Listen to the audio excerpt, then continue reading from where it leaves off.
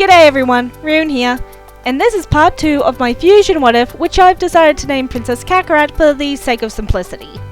In the last chapter, we went over the events that all happened before the original Dragon Ball manga took place. Frieza's rule, the destruction of the Saiyans, etc. Ending with the female Goku, Princess Kakarat, being sent to Earth with her protector, Vegeta. Thanks to Bardock's actions, roughly 10% of the Saiyan race did survive the destruction of their world, including the royal family. And here is where the next chapter begins. When the pod carrying the princess and protector crashes on Earth, it causes quite a din, drawing the attention of an old man that lives nearby. When he goes to investigate, he finds a young boy trying to comfort a little girl who's currently crying very loudly.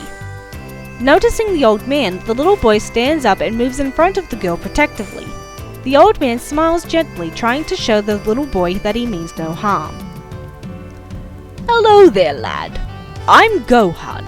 I get the feeling you two are a little lost. I live nearby if you'd like some place to stay the night. The little boy continues to stare at Gohan suspiciously, but when he looks over his shoulder at the little girl behind him, his expression changes into one of worry. Turning to the little girl fully, he picks her up into his arms and nods to Gohan to lead the way.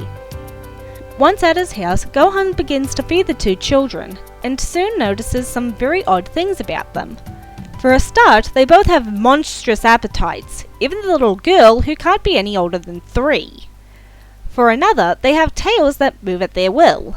He tries to ask the boy where they're from, why they were on the mountain alone, where their parents were, and even about the pendant around the little girl's neck. But the boy doesn't seem to trust Gohan and so stays silent. Well, can you at least tell me you and your little sister's names so I know what to call you? I am Vegeta. Her name is Kakarat, and she's not my sister. Several weeks pass and the two children quickly become a bright spot in Gohan's life. While the two have monstrous levels of energy and are unnaturally powerful, especially in Vegeta's case, Kakarat is a delight, always smiling and trying to be close with the others. Remember, Saiyans are different in this timeline as a result of Bardock being the king. Also, pretty much everyone in Bardock's family seems to be a lot more empathetic even in the original timeline, which probably means that they're throwbacks to the ancient good Saiyans. Add to that, she would be growing up with the knowledge of what Frieza had done and the belief that she and Vegeta are the last of their kind. She'd probably grow up pretty clingy. Think of how canon Goku is with the 4-star Dragon Ball and you've got a pretty good idea. Vegeta is also a great help around the house, often helping to chop firewood or carry heavy things. But mostly he helps with keeping Kakarat out of trouble.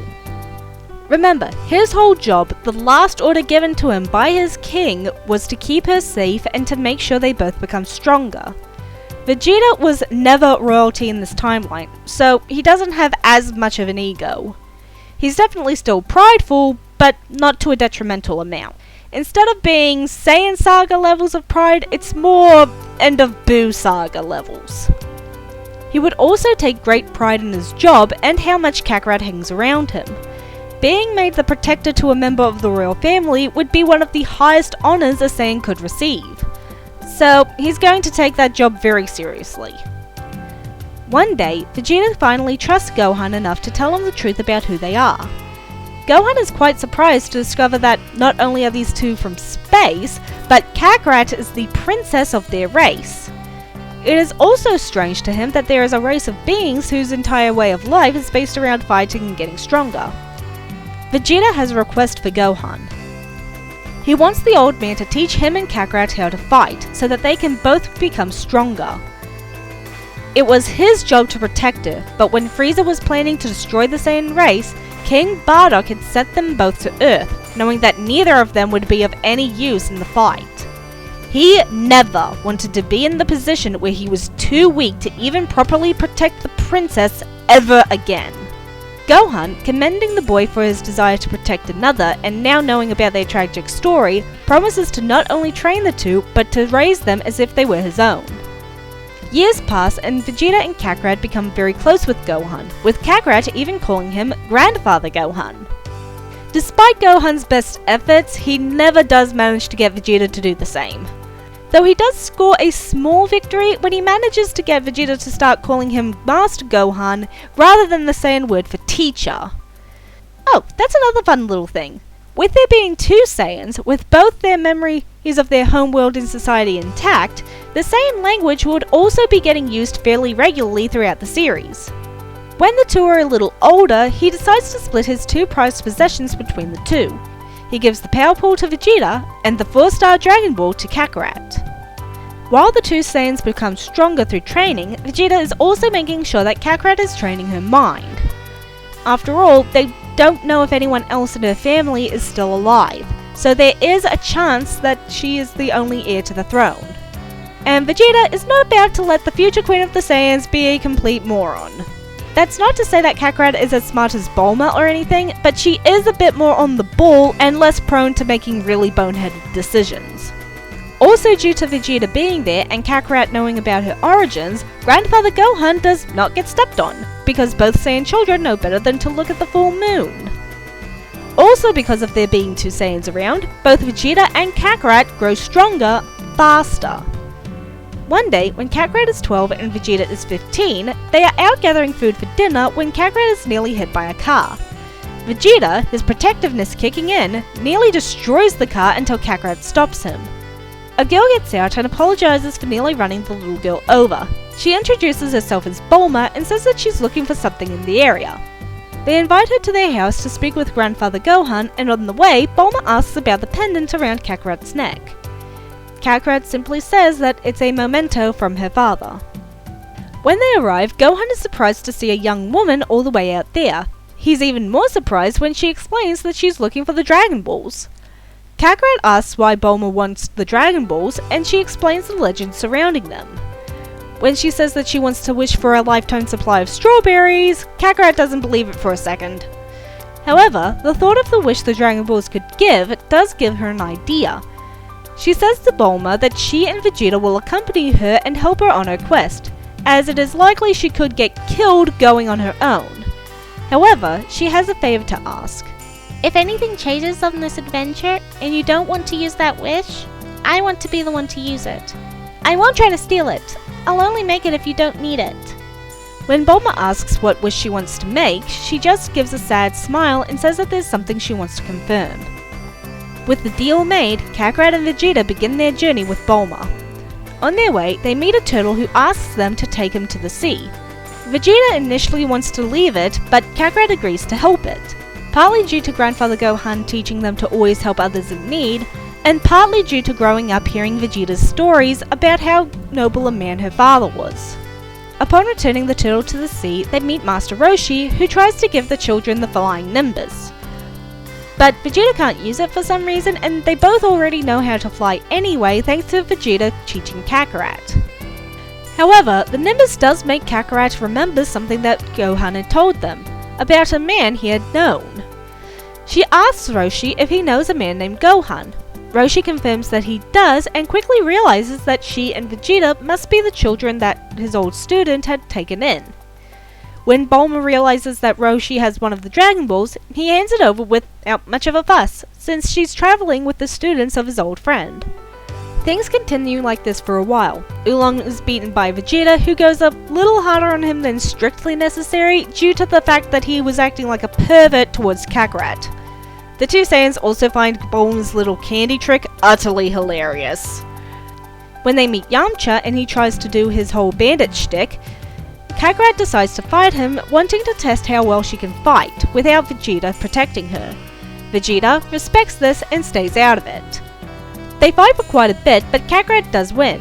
When Yamcha is told that the one he just lost to is a little girl, he is floored.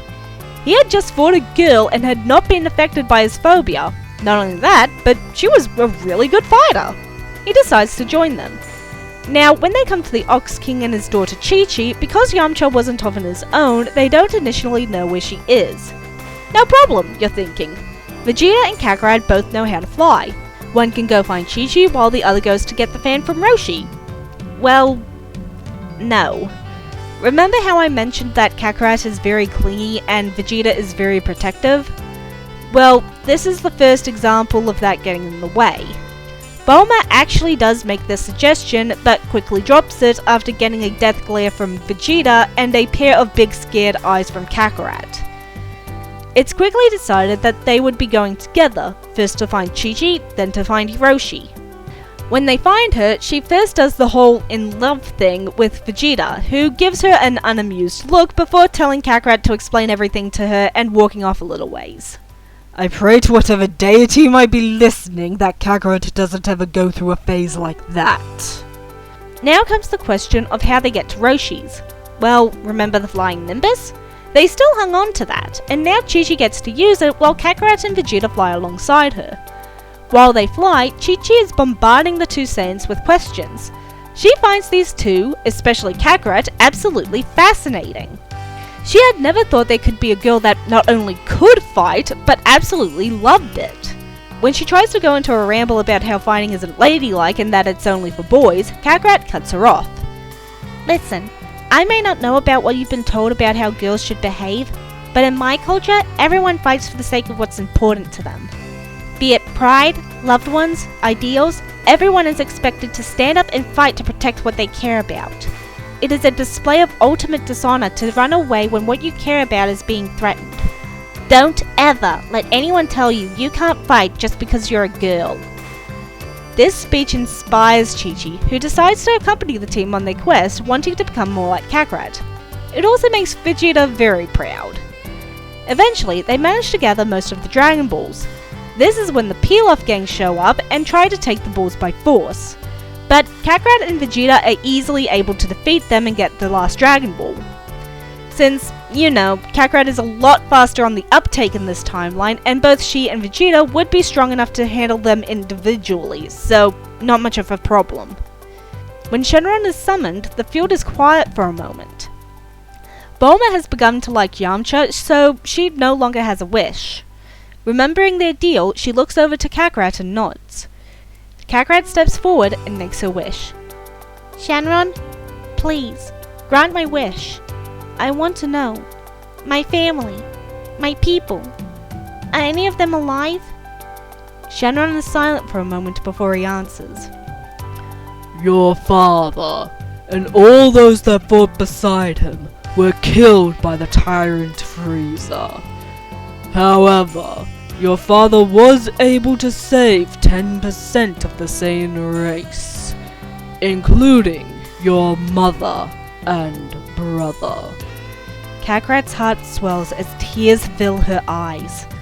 All these years she had been trying to convince herself that she and Vegeta were the last of their race, trying to prepare herself for being the queen of a people that no longer existed. But now she's being told that not only are there other Saiyans in the universe, but that her mother and brother, whom she barely even remembered, are both alive. As Vegeta places a hand on her shoulder, she turns and buries her face in his chest. She sobs tears of joy and relief as she repeats the one sentence over and over. We're not alone. Seeing the state Kakarat is in, the rest of the team pile in to give her a group hug. Looking around at the faces of her friends, Kakarat smiles. Once she's calmed down enough to form coherent sentences, Kakarat explains to her friends who she and Vegeta are, including her royal blood, and that her pendant is actually a locket containing a picture of her family and bears her family's crest. Everyone is completely thrown for a loop. Bulma is astounded that her two new friends are from outer space. Chi-Chi is gobsmacked by the fact that Kakarat is a princess. Everyone is just having a hard time processing this. That is until Vegeta explains the reason why they were sent to Earth in the first place. Now, the gang is pissed. This Frieza guy had murdered Kakarat's father and 90% of their race? This information fires up all their friends, at least Bulma, Yamcha, and Chi-Chi, to do everything they can to help Vegeta and Kakarat take this monster out. And that, everyone, is where I'm going to leave the story for now. Join me next time as we get into the Roshi training arc. I'm Rune. See you next chapter.